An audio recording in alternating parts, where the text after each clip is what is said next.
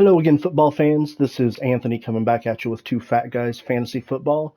Today we're going to be continuing our series of off-season team breakdowns by taking a look at the New York Giants. As always, let's jump right into it and take a look at what this roster looked like at the end of the season. Um, the Giants this year were a team that uh, really exceeded, I think, expectations coming into the first year of the Brian Dable era. Nobody was really sure what to expect. There were big question marks surrounding the quarterback um, and what he would be able to do. And it was a team that previously had a lot of holes, and that that they weren't able to fill all of through the draft. Now the Giants did have a very good draft last year. Got two of my favorite players in the draft, but there were a lot of question marks. But through the course of the season, Brian Daboll showed that he had what it takes to be a head coach. Made some gutsy calls. Daniel Jones developed significantly under his guidance, and the Giants ended up being a pretty good team. Daniel Jones is a guy that they did give a fairly long-term extension to this year, and he earned the extension. He played very well in Daboll's scheme, and rather than try to start over, the Giants were happy enough with what he gave them that they were willing to bet on his continued development and gave him the longer-term deal. Unfortunately, that meant that they had to franchise tag Saquon Barkley while they continued to work out a deal here. So Saquon Barkley is the best player on this team's offense, and he should be a priority to get that second contract. Now, I'm never a big fan of huge second contracts for running backs, but in this case, you've kind of built your offense around him, so you need him to stick around. So I would make it kind of a front-loaded deal, but it's definitely a deal that needs to get done. The wide receiver room is a room kind of full of nobody that I really want to be associated with for fantasy purposes. Just a bunch of guys. Sterling Shepard dealt with injury through the year. Darius Slayton dealt with some injury. Richie James had some good run. Isaiah Hodgins, Wan'Dale Robinson was hurt. Let's not even talk about Kenny Galladay. He is a non-factor. It's a wide receiver room that it's good enough for an NFL receiver room, but it's nobody that I want to be associated with for fantasy purposes. Um, Probably the one that's the most intriguing to me would be Wan'Dale Robinson, just because he got that draft capital with the Dayball regime. So he's a guy that I think they have expectations for moving forward. So he's the one guy that I might be looking at um, moving forward. The offensive line is an area that got significantly better through the year. Andrew Thomas really started to develop over the last part of the year and he became a very, very good left tackle. Evan Neal was my favorite tackle in last year's class. They have him slotted in playing right tackle. I think he's fully capable of playing left tackle, but with Andrew Thomas being established there, don't mess with a good thing. Evan Neal definitely has the skills to be a punishing right tackle in the NFL. So a good get there. The rest of the offensive line, kind of the interior of it, is guys that are kind of just good enough. Bredesen, Feliciano, and Glowinski. Um, Good enough to get the job done, but nobody that you're gonna preclude from improving somehow as the time goes on. Daniel Bellinger was drafted last year to be the tight end kind of the future. I like him as a prospect coming out of San Diego State. He's kind of a good, balanced, all around tight end. He's not particularly elite at anything, but he is a very solid tight end for you. So he's a guy that might be worth a stash for fantasy. On the defensive side of the ball, this is a spot where They got my favorite player in the draft. He was my number one rated player in the draft last year in Kayvon Thibodeau out of Oregon. He was my number one player through the entire process. He came into last season as my number one player, and through the course of the year, he maintained that spot. And he actually played pretty well. Dealt with a couple of little injury dings, but he established himself as a very, very good pass rusher across from Aziz Ojulari on the other side, giving them a very solid young pass rush duo. Um, Jalen Smith and Landon Collins kind of held down the middle linebacker spot. Um, Played well enough, but it was definitely an area that could use some improvement. The D line is anchored by Dexter Lawrence, who is you could make the case that he is the best nose tackle in the league. He's definitely established over the last couple of years that he is that guy. He's a guy that I expect to get a very good contract here very soon. But he is a guy that does exactly what you want him to do. He's a good pass rusher out of the nose. He's a very good run stopper out of the nose. He takes on double teams. He does everything pretty well. He's one of the best dancing bears you'll see out of the D tackle spot. The rest of the D line, Leonard Big Cat Williams and Nick Williams, yeah, Nick Williams. Um, on the other side, Big Cat played really well for them. Acquired from the Jets a couple of years ago. He is a very, very solid end next to Lawrence. They make a good solid front, allowing Nick Williams to just kind of be that third guy and kind of eat up a blocker to free up the middle linebackers and the the second level. Uh, our safety room, Julian Love and Xavier McKinney made an excellent duo.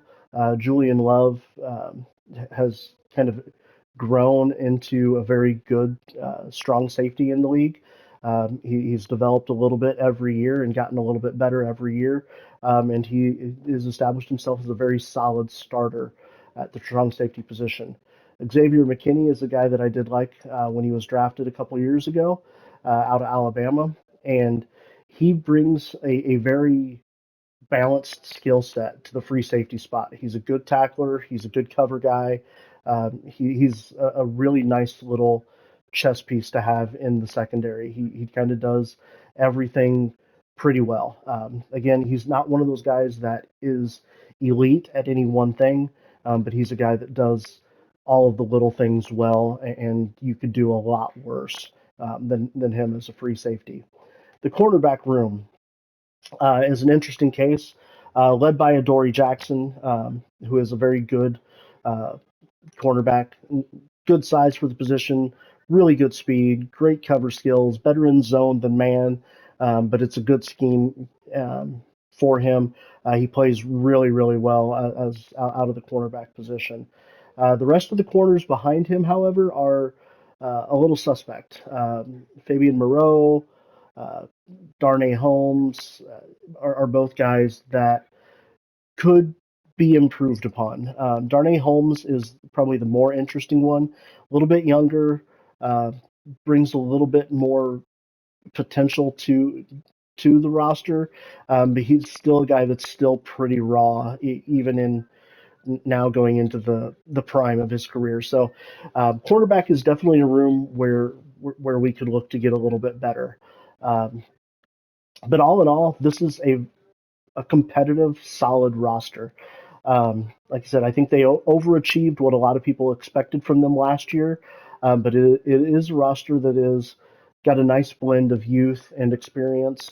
Brian Dable, again, in his first year, showed that he is very capable of leading a team, and I think that bodes well for the future here.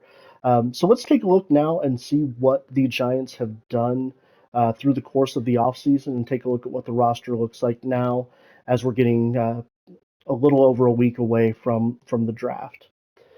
The Giants have been fairly active in free agency. They did a lot of work with re signing their own guys. Like I said, they got Daniel Jones locked up, Saquon Barkley on the franchise tag. But they brought back the bulk of their wide receiver room. Sterling Shepard, Darius Slayton, Isaiah Hodgins, all kind of re-signed. The big acquisition was Paris Campbell, signed him away from the Indianapolis Colts. Jamison Crowder is another guy who's been around for a long time, is a quality kind of slot receiver. My problem with this wide receiver room moving forward is that they have about half a dozen of the same receiver, guys that are okay but not great at any. Paris Campbell never really developed. Sterling Shepard showed flashes early, but injuries kind of have derailed that. Jamison Crowder is not who he once was. Darius Slayton might be the most interesting name. He's a guy that brings quite a bit of speed, a good balanced skill set to the room. Fair bit of size, not the biggest guy, but he's probably the most unique of all the receivers. So if I was looking at two guys for fantasy out of the receiver room, it would be potentially Darius Slayton, and then, as I mentioned before, Wandale Robinson. Um, just because he got the draft capital in Daboll's first year. So it's a room that is very interesting, but because there are so many guys and so many guys that just were recently signed, it's not a room that I expect them to address much through the draft. Matt Breida was brought back as well to back up Saquon Barkley. They did like him a lot as that backup. Um, the offense is still going to revolve a lot around Saquon Barkley, so he is the name to own. However, they did bring in Darren Waller from the Raiders. Um, Darren Waller is another guy who has fought some injuries recently and hasn't been who he was a little bit earlier in his career. But if he can stay healthy, he gives the Giants a very unique receiving threat up the seam, intermediate routes. He's even a good deep route guy. He's a good security blanket for Daniel Jones underneath if they want to use him that way. I don't think they will because they have 32 of those guys in the receiver room. So I think he's going to be kind of the primary stretch the field, down the seam kind of guy, something to try to loosen up the defense for those uh, slants and middle routes that the receivers are so good at running. So he's an interesting addition to this offense and would be a good name to own for fantasy as well. The offensive line took a little bit of a hit. Our center has departed, so we're still left with Andrew Thomas and Evan Neal on the outside. Glowinski is good enough, but the other two interior spots are definitely spots where I could see them looking to improve. So it's an offense that I do like better than the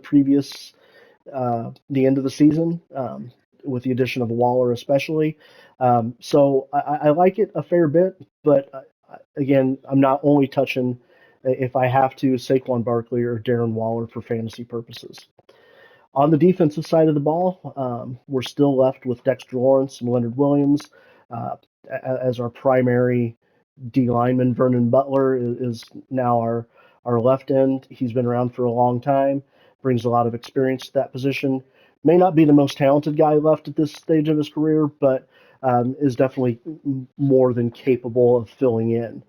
The linebacker room was upgraded with Bobby Okereke, also signed away from the Colts. Bobby Okereke is a tackling machine and greatly improves the center of this defense. He is a vast improvement over either of the guys they had before, Jalen Smith or Landon Collins. He is a true sideline to sideline uh, linebacker. He's a great tackler. He's a good coverage guy. Um, can be a good blitz guy on surprise blitzes. He's a guy that can kind of do it all for you. Living here in Indianapolis, he's a guy that I've gotten to see quite a bit over the last couple of years, and he's a guy that I like a fair bit. He was possibly overpaid a little bit to go to the Giants, but they had a need at middle linebacker, and he is going to step in and fill that need. Uh, So good signing there. Jared Davis has been on the roster for the last couple years now, but he's going to get a potentially a shot to start. And then, of course, our two outside guys, Ojulari and Kayvon Thibodeau. So it's a good linebacker group. I think just the addition of Okereke alone, even though they downgraded the other linebacker spot, vastly improves this group. Julian Love was not re-signed. He did sign a deal elsewhere in free agency. So they brought in Terrell Burgess to replace him.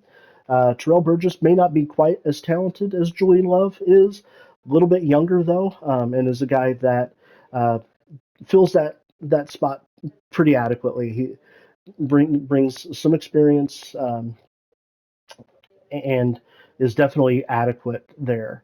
Xavier McKinney's still there. The cornerback room was also addressed. We brought in a couple of additional guys. We brought in uh, Bobby McCain to help out as the second corner, and then we also brought in Amani Oruwariye to help out as well as the third corners. So now we have definitely strengthened this room a little bit. Um, while McCain and Oruwariye are not the best of the best, they're not elite corners. They are definitely an improvement over what this cornerback room looked like last year. So they're definitely going to give them some depth, make it a position where they're not walking into the draft feeling like they have to take a cornerback.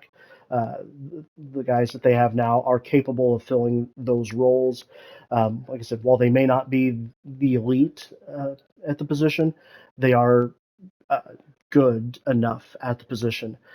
So this is a defense that also improved. So on paper, both the offense and the defense are improved over what was a playoff team last year. So um, and to keep pace with the Eagles, it's a roster that needed to get a little bit better. So um, I think they've done well for themselves in free agency. They set themselves up to continue to be competitive in the NFC East, continue to fight for a playoff spot. And as long as Daniel Jones doesn't regress in his second year in the system, now that he has a big deal, um, some guaranteed money under his belt, I think it's a roster that can continue to do some good things. But let's take a look now at what some potential draft ideas might look like for them. Um, the best thing that they've done through free agency is set themselves up so that they don't have any real glaring holes. The biggest hole for them, in my opinion, is the interior of the offensive line. Um, and we've talked a lot about some of these guys: Osiris Torrance, Steve Avila, both very good options. The center class is extremely strong this year. This could be a spot where I could see them taking the first center off the board with John Michael Schmitz, um, potentially Joe Tippmann. Schmitz, for my money, is the better option. We could also look at like Andrew Voorhees there early. But the interior of the O line is definitely a spot where I think they address it early in the first round and the second round. Cornerback has gotten better, but it's not something that you have to do. So if the value is there, if you're sitting there and Deontay Banks is still on the board, he's definitely a name that you would consider. I think he steps in and immediately pushes for a starting spot um, across from Adoree Jackson. I think that's definitely a route you could go. You could also look at potentially taking the first off-ball linebacker off the board in a guy like Drew Sanders. This would be an interesting spot there. Pairing him with Bobby Okereke could definitely help out. Or, like I said, I've said throughout this whole process, I see Jack Campbell as a middle linebacker, not as a outside linebacker. For me, he is the number one middle linebacker, off-ball linebacker in this class. So if he's sitting there, maybe you look at taking Campbell. That would be an interesting name. Um, our ends, this could be a spot where we see a guy like Brian Breesy come off the board. a good 3-4 end. This would be an interesting spot for him, pretty good spot for him. It could also be where we see Keon White go, who would also fit there pretty nicely. Uh, so there's a lot of options for this team in the draft. Safety, I don't think they'll address that, but this could be a spot where Brian Branch, as uh, drafted as a slot corner, this could be where he goes. He's a very good and interesting name, um, a guy that I don't think we've talked about a whole lot in depth, but he's a guy that has good size, definitely for a corner, and for a free safety. He's got adequate speed, more built for slot corner position, free safety, great agility, great play recognition. He's got great ball skills. He's a good cover guy, and he's a good tackler for the position. So he's a guy that I think could come in and coming out of Alabama, he's been well coached already, but he's a guy that I do like quite a bit. I see him more as kind of a chess piece kind of spot, um, where slot corner is what he wants to be seen as a corner. But I think a lot of NFL teams are looking at him as that safety slot corner. Um, but yeah, it's definitely an interesting spot. Um, if we kind of look down here and see who's going to be available again, Kalijah Kansky is an interesting name, not somebody that I think would fit what they're looking to do. Cam Smith, Jordan Addison is the receivers. I just, with how many guys they have and how many contracts they've given out this year, I just really don't see them taking a receiver, even though the value might be there at receiver. Um, so it's an interesting spot. Will McDonald is more of a 4-3 end rather than 3-4. Otherwise, I could see him potentially going there. Emmanuel Forbes would be an interesting name. While he's a little underweight, he's got good size, good length for the position. He's got really good speed for the position at corner, and is a good cover guy. So he's another guy that could potentially uh, be around this spot. So they have a lot of options, and they've set themselves up to really be able to take the best player available on their board. Like I said, for me, I think their biggest need is that interior of the O line. So I think, like I said, if Osiris Torrance is there, um, probably jump on that. Otherwise, I think for me, it's John Michael Schmitz. You jump on that, even though positional value may not be there for a center in the first round. I think teams overthink it too much when you get down to the bottom of the first round. If he's the best player available, he's the best player available. You take him and you don't look back. So, um, but that's going to do it for me. Like I said, the Giants are a roster that both on offense and defense has gotten better on paper. I think they are a team that can be competitive this year, and I look forward to seeing what they can do. But that's it for me. As always, we will continue this series uh, until we get through each and every team before the start of the NFL draft. Once the NFL draft hits and rosters continue to shake out after the third and fourth wave of free agency happens, we will revisit each team and take a look at some of the more in-depth fantasy prospects for some of the players on those teams.